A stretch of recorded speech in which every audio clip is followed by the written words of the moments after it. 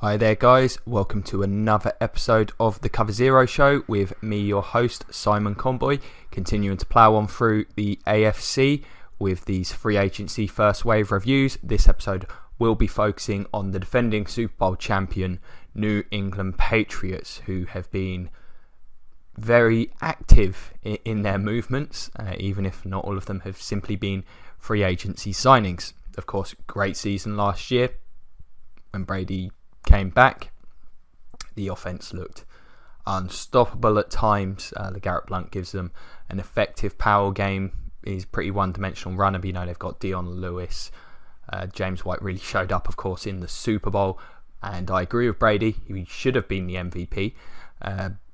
Really gives them they've got a dynamic attack. Even when Gronkowski went down, it turned out Martellus Bennett was one of the best signings of last off-season. Really filled in admirably when he wasn't there. Of course, Garoppolo looked good before he got injured and before Brady came back from suspension. Defensively, no one schemes like Bill Belichick. I do not think it's the most talented group in the league. Good defensive backfield. That was really the strength of the team defensively. Front seven, sort of a hodgepodge of pass rushers, but they make it work through scheme. Belichick is, arguably the finest defensive mind in the history of the NFL. For my money, he is. They'll continue to be a force, of course. Look very, very good in the playoffs. The comeback in the Super Bowl was absolutely absurd. Really had no right winning that game in the end, but all the credit in the world has to go to them for simply, putting the effort in. Most teams, you've got to think, would have just caved, given up, and not thought they had any shot at getting back into that game. So, incredibly positive season. It's hard to really criticise them too much. Of course, they moved Jamie Collins midway through the year. The kind of move that's very typical of the Patriots. They don't they can't pay everyone. Of course, a lot with the success, players are going to get paid from their roster. So it'll be interesting. Well, I thought it was going to be an interesting off-season, see how they attacked it. They certainly have attacked it, been very, very aggressive in shaking up this roster going into the 2017 season. So my needs for the team going into free agency, again, it's one of the better rosters in the league. They did just win a Super Bowl, of course. It kind of goes without saying. They need an inside linebacker. Hightower was, of course, a free agent. We'll get to discussing him re-signing with the team shortly. I wasn't 100% sure whether he was going to return. It's just a very Patriots thing to do, let a player like that go. Of course, any pass rushers. I think that's the Achilles heel of this defense. They don't really have a pass rusher that a team has to be massively concerned about. Hightower's probably one of their most productive pass rushers, and that was blitzing from the middle. Could really do with an edge rusher, whether it comes from a defensive end spot or it's a designated outside linebacker. This team really does mix up its defensive fronts pretty effectively. And I also have offensive line, the tackle spot, getting a bit older. Of course, Volmer and Solder. Volmer, free agent. Nate Solder getting on. They've had some injuries. I think they could do with beefing up the offensive line, getting more depth there. A couple of years ago, it was a real weakness on the team. I don't know if it's an enormous amount better. I think they do a very good job of coaching, but I think the group could do with an injection of talent. So, moving on to the free agency signings, I will get to the trades shortly. The big one, I suppose, would be bringing in Gilmore from the Buffalo Bills on a 5-year, $65 million deal with $40 million guarantees. This really must be a testament to how much Belichick must rate this guy, because there's not a particularly New England type move. Where it's ruffled cornerback Malcolm Butler's feathers a little bit. Apparently been some discussion with potentially moving him. A bit of a back and forth about how much money he may or may not be asking for between the team and his agent. And considering the amount of money they've given Gilmore, I think Butler can feel quite aggrieved that he's not being shown the kind of that kind of offer. I think Gilmore's a more talented corner than him, but I really would be concerned giving a player this kind of deal after the season he just had in Buffalo.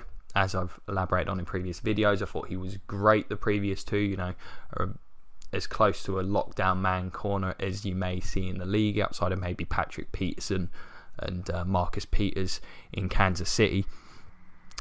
If he can recapture that kind of form, I mean, it's still a massive contract, it's still a huge deal, but if he can play up to that level over the duration of this contract, it will look good. And, if there's one team that you think might be able to get that out of him, of course, players easy to motivate, playing for the Patriots because you are expecting to be on a Super Bowl contending team. I'm just a little dubious. I think re-signing Butler would have been a better move. It's a bit of a risk. I don't know if it was a necessary risk. I thought the secondary with Butler and they've let Logan Ryan go, so that's going to have an impact as well. And I think he's been a good player for them. So maybe rebuilding the secondary a little. As I say, I thought it was the strength of the defence. It could be better next year if they can retain Butler, keep him happy. That's got the potential to be one of the best pairings in the league, especially with Devin McCourty behind them. But I'm dubious of this move. Can't grade the Patriots too highly, especially after I was waxing lyrical about it last week until I saw the contract information. Just because I assumed the Patriots were going to get a better deal for that. I thought it would be one of them sort of discounts to go to the Patriots kind of things. It's absolutely not one of those. One of the biggest contracts in free agency. And yeah, not a huge fan of the move. The other one, re-signing Dante Hightower, as I just hinted at. 4 years, $43.5 million. 90 mil. It came out earlier in the week that teams were expecting to go back to the Patriots. Apparently the Jets pushed hard for him, offered him more money than he is getting from the Patriots. It does appear, they were right. He was just using them as leverage to get a better deal from the Patriots. Clearly, Belichick respects him. He's the leader on that defense, makes some critical plays for them in the last 2 Super Bowls, of course. And I'm not sure if you can necessarily get a huge amount of him. I think he's a good player, but he's not one of these great space linebackers like so many teams need. I'm not sure he'd be brilliant, say, if a 4-3 team would sign him. I think he's a very good player and he would contribute, but I'm not sure he'd be a top player. I think he fits what New England do. They move him about, use him to do different things. As I say, one of the best blitzing backers in football. Might be a bit of an overpay just because they do a very good job with backers, but I won't criticise them too much.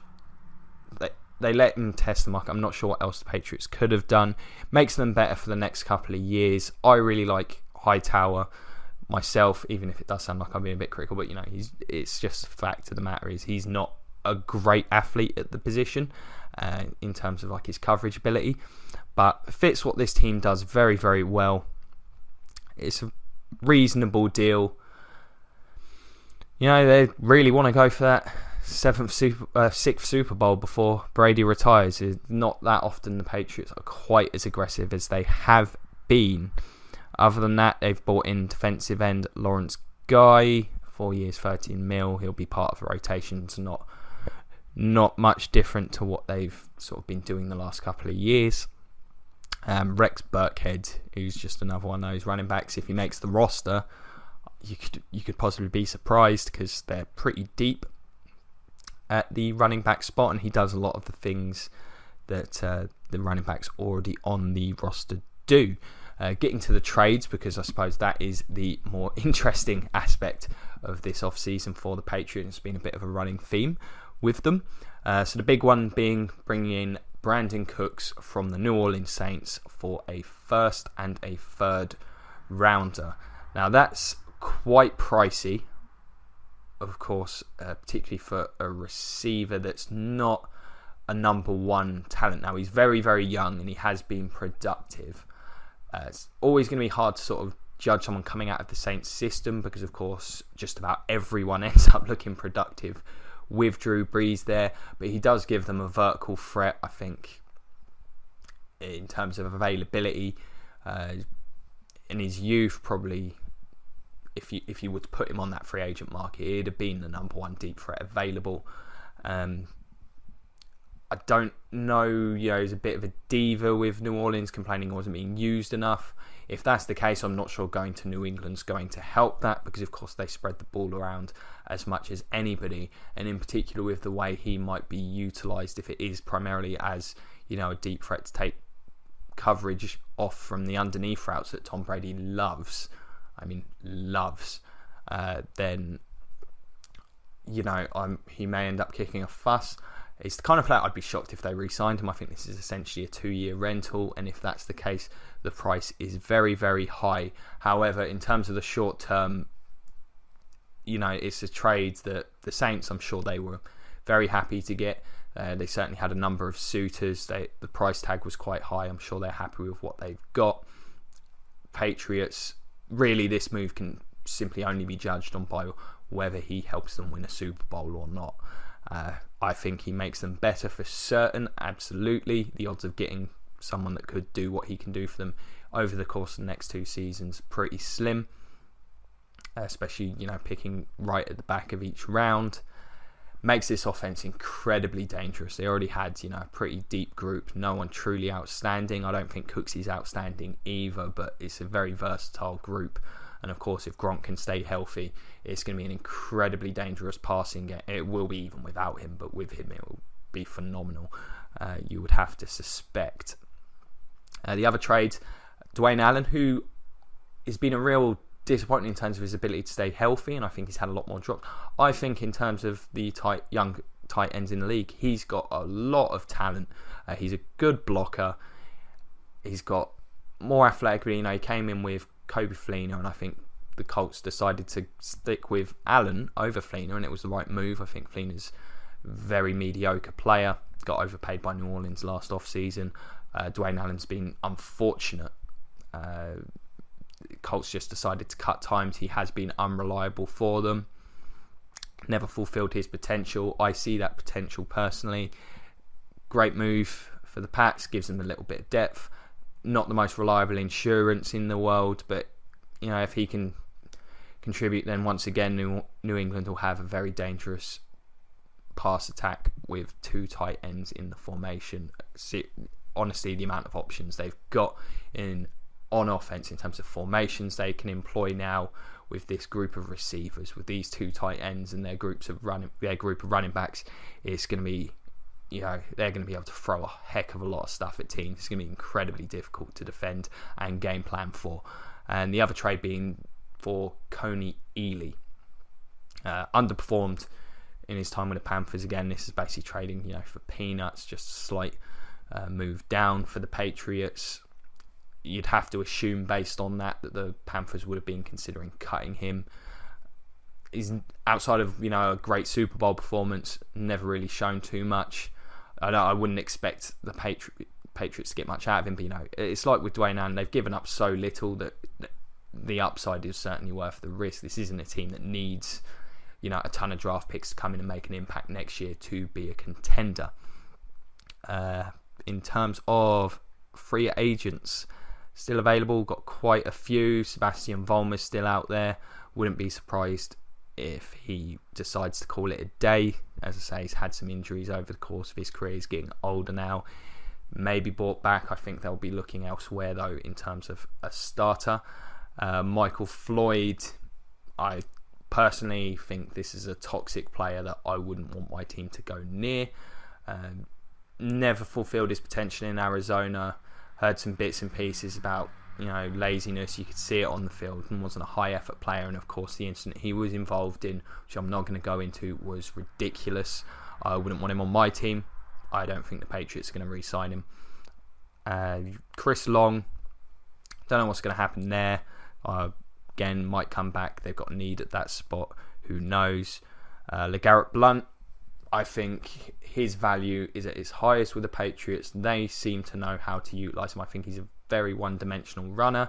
You need to have a good run-blocking line. We saw in Tampa when the line was quite good run-blocking, he was an effective runner. If not, if you can get him to move laterally, or you can sort of get to him in the backfield before he can get going, he's not a particularly effective running back, but in that New England offense, they use him very well. Very, one in terms of once he's got going, one of the better power backs in football. Really helps with the way that offense generally operates. And Brandon Bolden, who's never really developed. Who knows what will happen there. In terms of their losses, not too many considering they're a Super Bowl winning team. The most significant probably being Logan Ryan. He's been a very good nickel corner for them, very good tackling corner, good player. Personally, again, this is why I'm quite critical of the Gilmore trade. Considering the contract you saw Ryan take from Tennessee, I feel they could have re-signed Ryan, redone Butler's deal, probably spent a bit less money, sort of around the same to get sort of 2 quality players that they know how they fit the system and all that good stuff. I don't think this is a particularly savvy move. I think they should have made an effort to keep him in New England. Letting Bennett go, that looks perfectly reasonable. In particular, now they've got Dwayne Allen. I think Bennett was going to chase the money. New England weren't going to give him it, so that was to be expected. Barkevius Mingo, no big deal. He's shown nothing in his career. Jabal Shears didn't do much last year. Expected him not to be re-signed after being benched. So just to sort of surmise, Patriots, they are what they are at this point. Roster's slightly better than it was at this point. Still not a huge amount of needs. Expect to see them going after some offensive linemen to groom a bit more depth defensively in the draft. They'll be pushing for the Super Bowl again, of course. They're going to be the favourites in the AFC, and rightfully so. Very good roster. And as long as Brady's playing like he's Tom Brady, he could fall off at any point, of course. He is 39 now. It could be like, Peyton Manning's last season. We could see that kind of decline. I don't know if we will this year. But until it happens, this team's going to be one of the most dangerous in the league. They'll be well coached defensively. And it's a solid overall roster. So what do you guys think? Do you think the Pats are still firmly in contention for the Super Bowl? Do you think they're the overall favourites? If you want to discuss the Super Bowl with me, I'm happy to discuss it because that game was absolutely crazy. Do you think they should trade Jimmy Garoppolo? I'm going to discuss that a bit more on my Friday review of the week edition. Discuss some of the quarterback situations. I've not really got to those. And of course, there's always a lot to say. In particular regards to teams that need them. That's the Patriots. If you enjoy this video, please check out some more of them. Don't forget to like, share, subscribe, all that good stuff. Give me some comments. I'll do my best to get back to everyone I possibly can. If you've got any suggested future episodes, I'll certainly consider them and do my best to get those out there. Check out the Patreon, Twitter page, Facebook, all that good stuff. It's been a pleasure as always. Thank you very much for your time, and go Bucks.